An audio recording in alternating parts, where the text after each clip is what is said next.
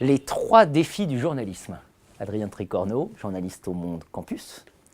Jacques Bonjour. Rosselin, directeur de l'EFJ, l'école du nouveau journalisme. Bonjour. Second défi. Un média peut-il encore être utile aujourd'hui? Tiens, Adrien Tricorneau. Évidemment qu'un média est utile aujourd'hui parce que moi, je peux faire mon média tout seul.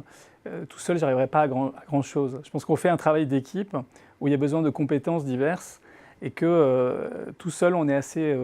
la force de frappe d'une personne seule est quand même très à la fois narcissique, d'une part, et puis ensuite est très insuffisante pour creuser des sujets dans la durée, etc. Alors, on peut faire des réseaux, mais je crois qu'un média, malgré tout, c'est une institution qui protège la qualité dans la durée, en donnant une certaine stabilité. C'est la différence entre est-ce qu'on nage tous ou est-ce qu'on construit un bateau pour se mettre dessus. Moi, je pense que malgré tout, il y a des rafiaux de pirates, mais néanmoins, tout le monde a besoin d'un bateau, qu'il soit un pirate ou pas un pirate, quoi.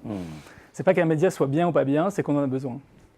Jacques. On a vu des journalistes émerger depuis les réseaux sociaux et puis depuis le net en général, avec des audiences qui parfois étaient très surprenantes et qui étaient parfois même supérieures à l'audience qu'ils avaient dans leurs médias. Alors là, on se posait la question pour ces journalistes, mais finalement, pourquoi ces gens-là sont payés par un média où ils ont une audience inférieure à l'audience qu'ils ont en s'exprimant en tant qu'eux-mêmes. Donc c'était soit des journalistes spécialisés, soit des gens qui étaient assez polémiques et qui donc faisaient recette sur le net et les réseaux sociaux. Donc la question qui se pose là est de savoir, est-ce que finalement il ne faut pas trouver un système économique dans lequel le journaliste est directement en contact avec son lecteur, libre ensuite au lecteur d'aller chercher les 100 personnes qu'il va suivre, un petit peu comme sur Twitter, de dire, et faire son propre média, de certaine manière, en disant lui il est bon dans tel domaine, lui il est bon dans tel domaine. Pourquoi finalement rassembler tous ces talents dans un seul média, un seul journal? D'ailleurs, vous-même, tous qui êtes ici, vous êtes obligés, si vous vous intéressez vraiment à l'information, de lire plusieurs médias, d'aller chercher le bon type sur l'économie là, ou le bon type sur la culture là. Alors, pourquoi finalement, à quoi sert cette marque, ce média? Est-ce que finalement, il n'est pas un peu parasitaire entre, d'un côté, le producteur de l'information et de l'autre côté, celui qui la consomme? Adrien Tricorneau. On a des nouvelles technologies qui permettent à des gens d'enquêter seuls, à des groupements de journalistes, comme on en a déjà parlé, de groupements de journalistes d'investigation, de travailler ensemble en lien, mais ils appartiennent souvent à des médias. D'abord parce que c'est un élément qui permet auquel on peut se raccrocher. Ensuite parce que moi je crois vraiment au rôle très ancien et qui perdure sous une autre forme de sérendipité d'un journal. C'est-à-dire qu'en fait, vous vous adressez à un journal pas parce que vous connaissez tous les sujets dont vous voulez parler, que vous voulez lire, parce que vous voulez une proposition. Et une proposition y compris dans des domaines que vous ne connaissez absolument pas.